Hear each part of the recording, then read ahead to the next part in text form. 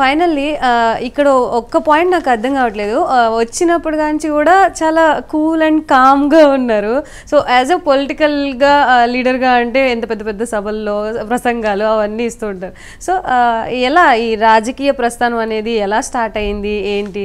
ఇంత cool and calm person రాజకీయాల్లోకి ఎలా వచ్చారు?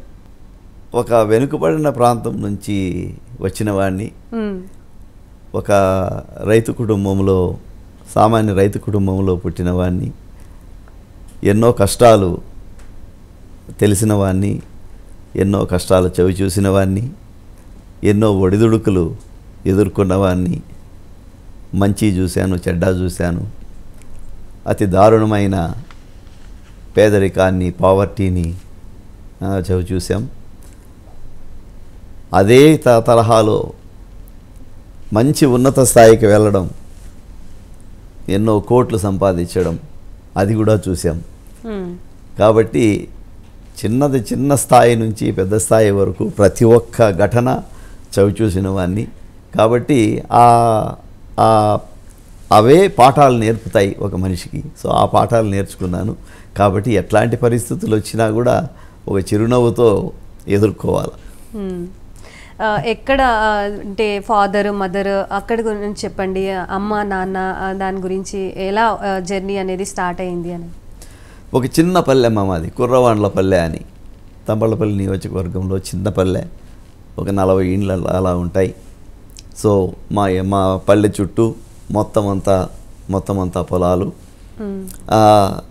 మేమందరము ఒక వ్యవసాయం పైనే ఆధారపడతాం. నేనే కాదు, మా కుటుంబమే కాదు, తంబళ్ళపల్లి మొత్తం అంతా 100% అందరూ వ్యవసాయం పైన ఆధారపడే వాళ్ళే, అందరూ రైతులే. ప్రతి ఒక్క రైతుకు 1 ఎకరా నుంచి 4, 5, 6, 10 ఎకరాలు ఎట్లా ఉండే రైతులు, చిన్నకారు రైతులు, కష్టపడి జీవించే మనుషులు ఈ ప్రాంతం నుంచి వచ్చిన వాడిని. సో నేను కూడా అట్లాంటి కుటుంబంలో పుట్టిన వాడిని. వ్యవసాయం చేశాను.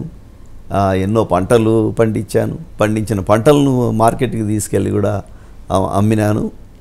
కానీ నా విద్య దేవుడి దయతో మంచి విద్య అబ్బింది. మంచి ఉద్యోగాలు చేరడం జరిగింది. అమెరికాకు 35 ఏళ్ల క్రితం అమెరికాకు వెళ్ళడం, అక్కడ మాస్టర్స్ డిగ్రీ చేయడం, తర్వాత అక్కడే ఒక ఇంజనీర్గా చేరడం. ఇంజనీర్గా చేరి మంచి ఉన్నత స్థాయికి ఇప్పుడు ఒక ప్రపంచంలోనే 3వ పెద్ద కంపెనీ అయిన ఎన్విడియా అనే కంపెనీలో వైస్ ప్రెసిడెంట్గా ఎదగడం, అట్లాంటి మంచి ఉన్నతమైన స్థానాలకు చేరుకున్నాను.